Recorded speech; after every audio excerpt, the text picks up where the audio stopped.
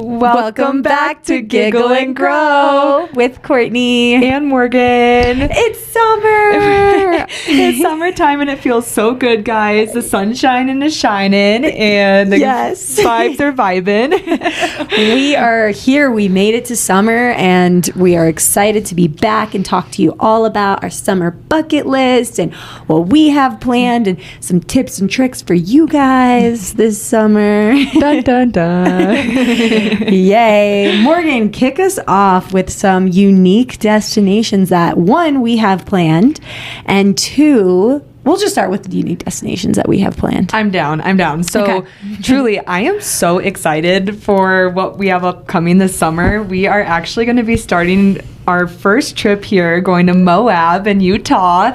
I have never been, but only have heard amazing things about it. I mean, I've never been. I used to live in Utah for a little bit, but never been. So all of our people that live in the West, and you know about Utah and you know Moab, tell us about it. We want to hear. We need to know all the secrets and tips for this event coming up because I feel like there is so much to do and we have very little time. Yes, very little time.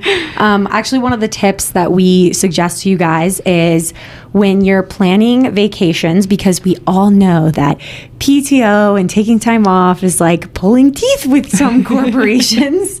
And they're like a lot of these corporate companies are like, you have unlimited, but you must request and you must ask your boss and you have to get this. And it's like, okay, just put pressure on me. Yep. And so what we say is make it a long weekend, try and leave Friday afternoon if you can, take half days and make yourself use your entire weekend and find somewhere that's like 3 to 4 hours away from you that you can really like get out and away from where you're at and feel like you're actually taking a vacation. I totally agree with that because I think often we feel like a vacation has to be this 7, 8, 10-day ordeal, but sometimes all we need is just that little weekend getaway. And if you go far enough out from where you are now, it does truly feel like you're going on a vacation, a special little getaway, right? So I found this out especially after college when I was trying to meet up with my friends and trying to figure out where we should go for the year, what we should do.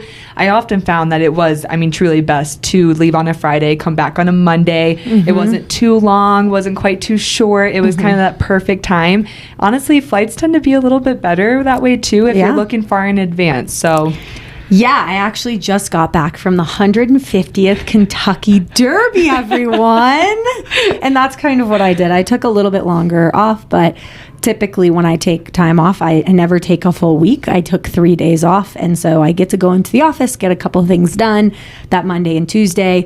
And then, I had Wednesday, Thursday, Friday. So it was quite a bit, but that's my hometown. So when I visit and go home, 4 or 5 days is enough for me. Now, how is a Kentucky Derby? I feel like, growing up in Iowa here, I thought we would be all about the horse race and the cows. All Farmville. But truly, I never really heard much about the Kentucky Derby until I came to Colorado. And then, of course, fortunately enough, I met you from Kentucky. So yeah, I know. How is that? It's a whole thing in Kentucky. So if you're not from Kentucky and you don't know much about the Kentucky Derby, let me enlighten you. So it's a 2-week kickoff. They literally start 2 weeks in advance with the largest fireworks show in the entire world. Oh my God. Look it up. See, I never even heard this before. I know. It's called Thunder over Louisville. And of course, that's why I say it, Louisville. Funny fact, I'm from Louisville, Kentucky, and my boyfriend and his family is from Louisville, Colorado. Oh, see, perfect match there already. Yes, I know, except I say it a little different. But so home of the Derby, and what you do is they have a big kickoff. They do these things like a chow wagon. They do the balloon glow where they light up balloons, and they have a Pegasus parade, and it is real life unicorns. Real life unicorns. It is a literal. It's a literal, like, what do I say? What am I trying to say? Rodeo? Probably not like a rodeo, right? It's not bulls. No, it's a literal holiday. That's what I'm trying to say. Okay. Like, even the Thursday or the Friday before, kids are off school. Oh my gosh. I think maybe we were off Thursday. I don't remember. But I know in high school, the Friday before, kids are off school because you have, of course, so the 2 weeks, right? So your first week is concerts and all these crazy things. And then the week of is when they open up the track. And so you have Derby, which is the Thursday before Derby. And that's all the locals. Hopefully I don't give that away for the locals, but that's all the locals. And I did that with my whole family. And that's a lot more chill, but still really fun. You get to wear the big fascinators and the hats, and you get to feel fancy. Are you like, do you have to wear the hat to fit in, or is it? Yes. Yes. I'm gonna say, well, I think most people do it because it's so fun, and you kind of feel like you're back in the olden days, you know? And okay. The men are all smoking cigars with their bow ties and their, what are those things on their oh my gosh, I should know this. Suspenders. There you go. Suspenders. And so it's very fun. And then like the actual Derby, it was 150. So it was the 150th Derby. And that was super cool because, well, first of all, the day before is the Run for the Lilies. So that's the girl horses, the fillies. And yeah, and they do it for breast cancer. So they do this giant walk for all these breast cancer survivors. And then the Derby, of course, is the male horses. Female horses can race, but it's for the male horses. And like we go to the infield every year because quite frankly, it's the cheapest way to go. Okay. It's way cheaper. You go into the infield and then you get to experience the race. And if you get there early enough, you can get right up to the gate and you can actually you can feel it as they go by. That is so cool.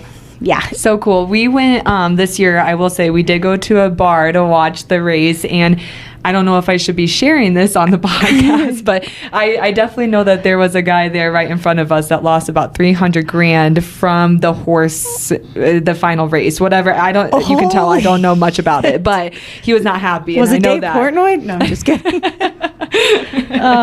But that's no, crazy. That's really cool. So as we got, did he cry? No, he was very like no smile, no talking, emotion. like don't talk to me, just let me have my peace and my quiet. Oh, wow. And yeah, no.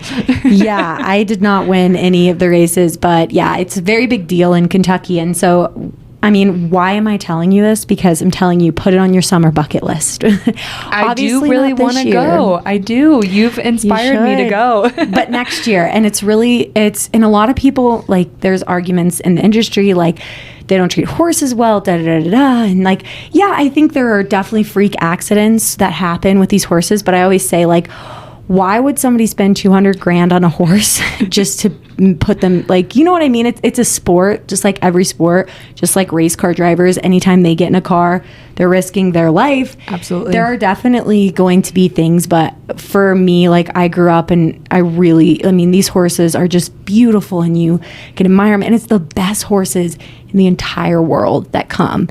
Like, there's even horses that come from Japan. So if you ever have the chance to go, let me give you a little tip. Go to the infield. You're going to spend about $100 and take your own food and take a lawn chair. And let me tell you, it's literally like you're tailgating all day, but you're losing money. Hey, that's okay. We kind of got to lose to win some, right? Yeah. So that is my tip for you if you ever go to the Kentucky Derby. And, you know, you should, because it's a one-in-a-life chance time. And it is kind of like one of those experiences that takes you back to the olden days, I like to say. It reminds me of the movie Secretariat. Gosh, that's such a good movie. Does that kind of put to life? Secretariat was, all right, the horse nerd is coming out in me.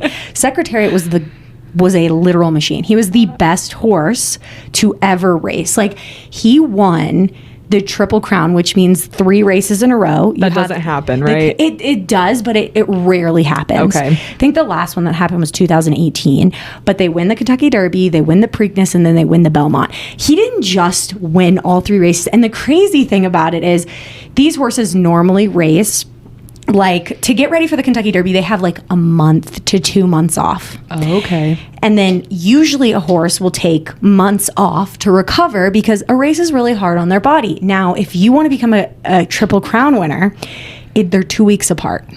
It's incredibly hard on the horse, so that's why typically horses lose. And it was in the 70s when he won, and I think it was 1976 or 77. And he won by like 15 or 18 lengths of horse. That's unheard of. That's not, yeah. His record has still not been broken. So and then they did an autopsy.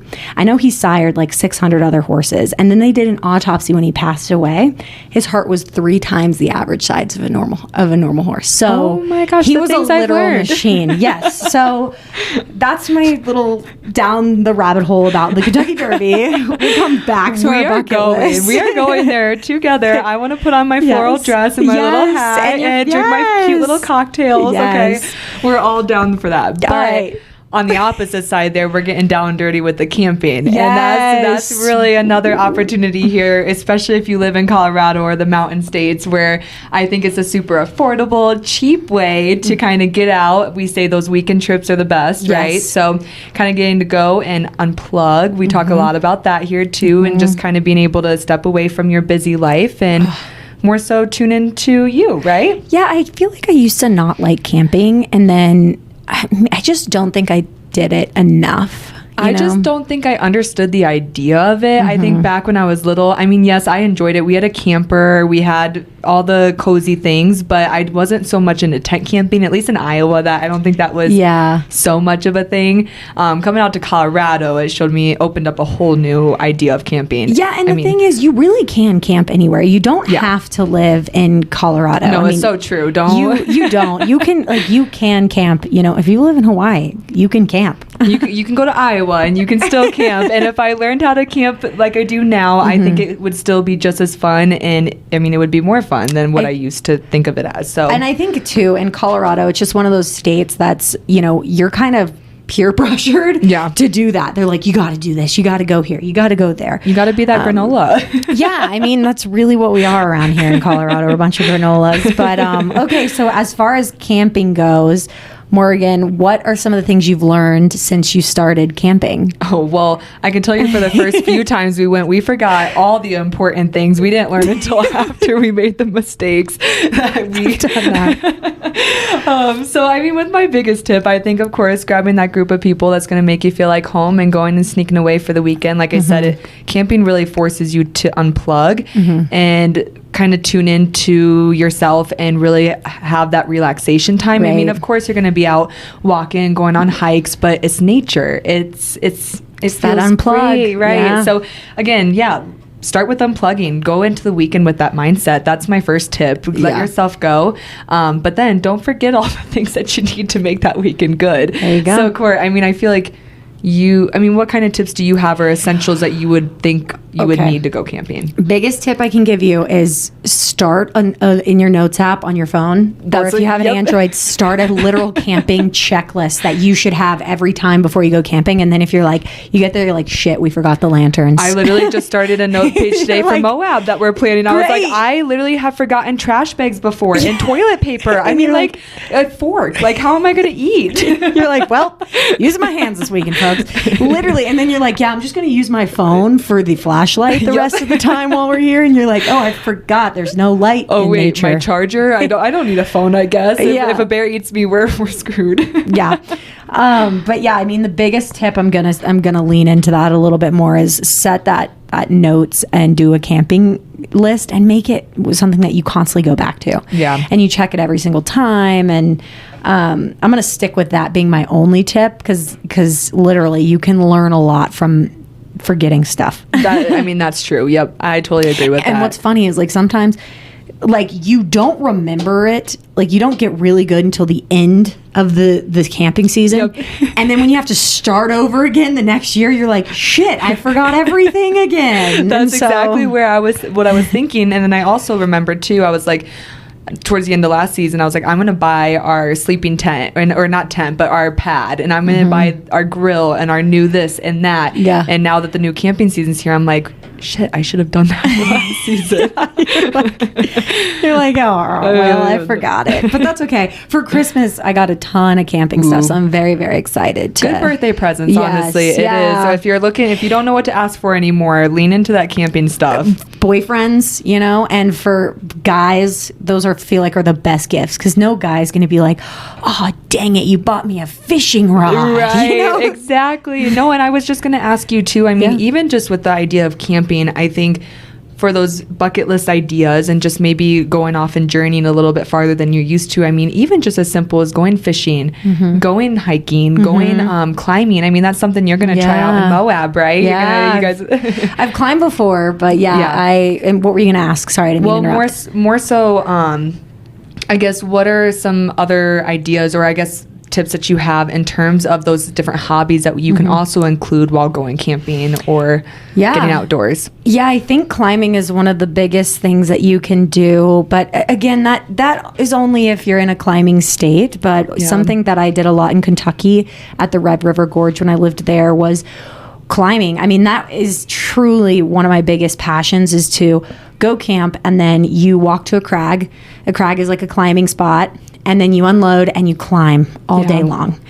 It's a really fun thing to do. It's tough when you get outside. It's, my boyfriend and I are actually taking a class right before we go. So we're going to be we've been doing it for a while now, and I've climbed outside multiple times. It'd be very new for him. He's also climbed outside. We've done it. Yeah. But it's just like last summer we did it with someone else, like just us two doing it kind of by ourselves and things like that.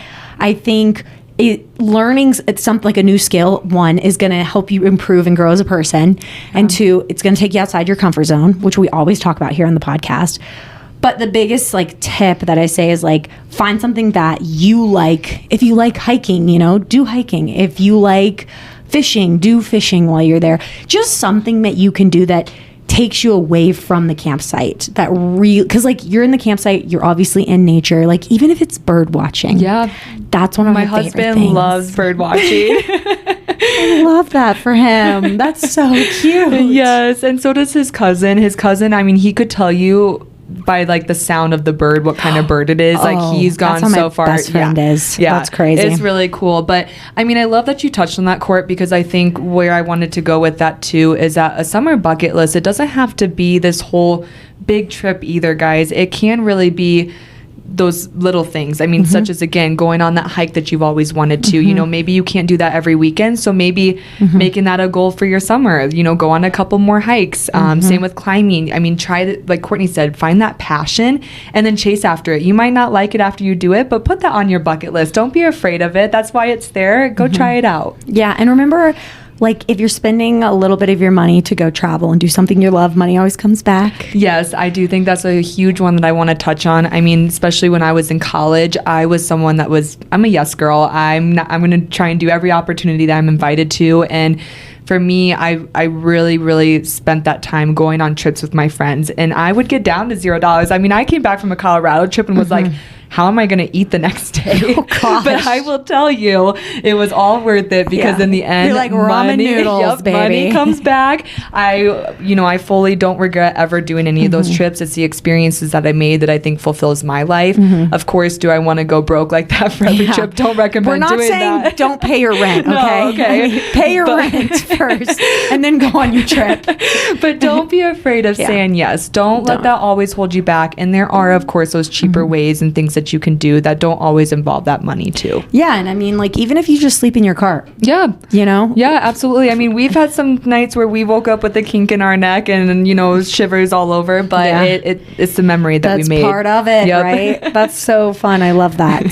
So with summer coming up, I think there is also a lot of big holidays and things that do happen to come up in summer, with a lot with weddings, bachelorette parties, 4th of July, concerts, all the things here. All the fun things on your bucket list. So I know for me, I mean, this summer I get to go on my first bachelorette trip ever. And your first? My first one. Love. I mean, I of course don't think I've been on one now that I think about it. Yeah, no. No, I mean, I had mine and my own, but I think being in that position is a little different than getting to celebrate your loved one, right, and your best friend. So I am so excited to be able to get to explore that, go down to a spot in Florida, hang with the girlies, do all the things. Where are you going in Florida? I think it's that new I want to say we're going to that seaside. Oh, I've been to Seaside. Beautiful. Have you? Is it pretty? It's really nice. It's really I guess nice. It's a popular spot for bachelorette parties now. It's very, very nice. It used to be the popular spot for high school people. Okay, that's when fair. I was in high school. But Now they're I switching don't know if that was a out their- Kentucky thing, but that was... everybody in Kentucky went to Florida. Did they? Yeah. I feel like a lot of people in Iowa did too. I mean, Yeah. not maybe more so Orlando or the Yeah. popular spots, but no, Seaside's so beautiful. You'll love it. It's near Destin. It is. Yeah, it is. and It's we like went there for past college a lot. Okay. It's past Destin, and what is cute about it is all these cute little homes, and it's expensive down there, but cute little homes, like really nice beach. And they say like Destin, that whole beach area, those are some of the nicest beaches in North America. I can definitely attest to that. Destin is beautiful. The sand is great. I mean, it's a spot. I would prefer to honestly go there over most spots in Florida that I've personally been. But Right. So we're talking about bachelorette and bachelorette parties. Yeah. What would you say is like the ideal gift to get the bachelorette for the bachelorette party? Or what is like your, favorite maybe gift or activity that you can't wait to do when you go there? Oh my God. All my favorite things are based off what my girls did for me, and they blew it out of the park. So Really? I know something for me when you're talking about a gift. I mean, for my girls, they of course bought me all the amazing gifts. The apartment itself was decorated so beautifully, so perfect. But it was this idea that I had during my bridal season where I actually told my girls I didn't want them to really have to buy me any expensive gifts. I didn't want them to have to think about it too much. And so what I had them do is I had them buy me an outfit, whether it was a shirt or if they wanted to do the whole set, pair of That's pants, fun. purse, but they got to kind of pick out something that I could wear on my honeymoon. And yeah, and so that kind of let them new trend, ladies. Trend alert. That's so them cute. to kind of see my person, like I got to see what they thought my personality was like from their perspective. Yeah, that and just is kind of so dressed cute. me up. So they got you like little outfits. I Yeah, love like one of my that. friends did like all the accessories. Someone else got me like a cute little swimsuit cover up. We had all the skirts and the sets and the shirts. It was really such a good idea. That's Highly cute. recommend. Okay, so what's a bachelorette no-no, Morgan? So this is hard. I think That's okay. I think bachelorette parties are so fun and you can really get out there. But I think ultimately I'm going to go down to it starts before even the party happens. I think making sure you got the right people in your life, those that know you're supported by, those that are going to celebrate the heck out of you in all the ways that you're supposed to be. That is what's going to make your bachelorette trip the best. And so that no-no's cut out beforehand. Don't be a pick-me girl at someone else's bachelorette party. Yes. Let the bachelorette just freaking be. And like let them thrive. let Be them there be for them. and, like, take care of them. let them be and just let them be. That's all I'm gonna say there. But so concerts. I think this concerts summer. is a big one too, guys. I mean, I'm sure most of us love concerts, and truly, I mean, I'm going to say it again, we're in a pretty great spot for concerts here with the Red Rocks and on all the things. I mean, you're going to Country Jam, right? Yeah, that's not at Red Rocks, but I am going to Country Jam. It's my first time going. It's a country concert that they do. I don't know where it is, but it's a country concert in Colorado. I think it's like 4 hours away. Okay. And it's supposed to be really fun, and it's camping and the whole shebang. So it's we'll music see. and camping.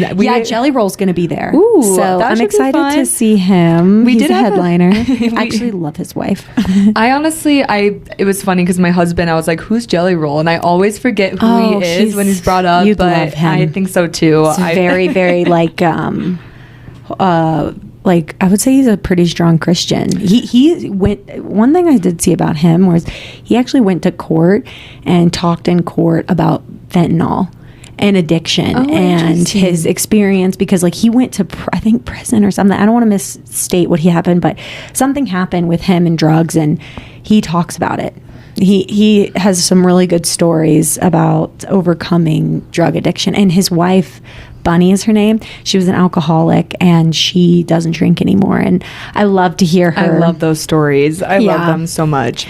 But very cool. Yeah. So I like him. I respect him. I don't know too much of his music, but my favorite thing to do, and this is something I don't know, but I've told girls this before, is my favorite thing to do at any festival, any music festival, is actually to not know the music and walk around and be like, I like that sound, and go and be like, oh, I like this artist, and immediately write the artist's name down. And you don't know the songs, but you can remember them, or just learn who artists are. And that's how I find a lot of new artists, and I pick new music, and I'm like, really oh my gosh, they were so good live. I love them now. I love that. No, honestly, that's a really great way. This is a bucket list item of mine, and I don't know if it will happen this summer, but I have always wanted to go to one of more of those like reggae. There's a reggae festival here. I think it already happened because it's 420. That usually, it makes sense. But no, that's like the kind of music where I feel like never be able to truly sing along to, but it's just like that groovy, you kind of listen to it, it allows you to dance. I'm not a dancer, so it'll put me in those vibes. Good. Well, cool. Well, let's finish this up with 4th of July, our favorite thing for bucket list fun. It's the best holiday. You can do whatever you want for 4th of July. It's a great time to plan a little trip. So that's why we want to finish with this with a bang. Something my boyfriend and I have done for the past couple of years is we have a big 4th of July party. We do the whole shebang.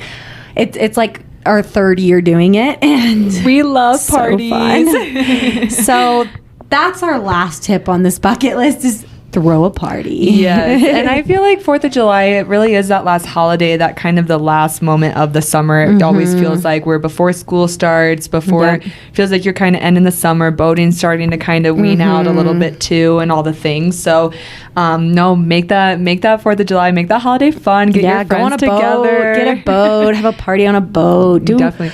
Hey, if you're doing it in your backyard, even get a little tarp, get a hose going on there, throw some soap on there. You can do a little like slip and slide, flipping cup action. That's always fun. Well, those are all of our fun things on our bucket list this summer. We hope that you took something away from this and that you can have something on your bucket list now. If you do, comment below, subscribe, follow us. Check us out on Instagram. What's our podcast name on Instagram? Giggle and Grow Pod. Yeah, Giggle and Grow Pod. Sorry about that. Check us out there and on TikTok, and follow us and subscribe, and we'll talk to you next week. See you guys soon. Bye. Bye.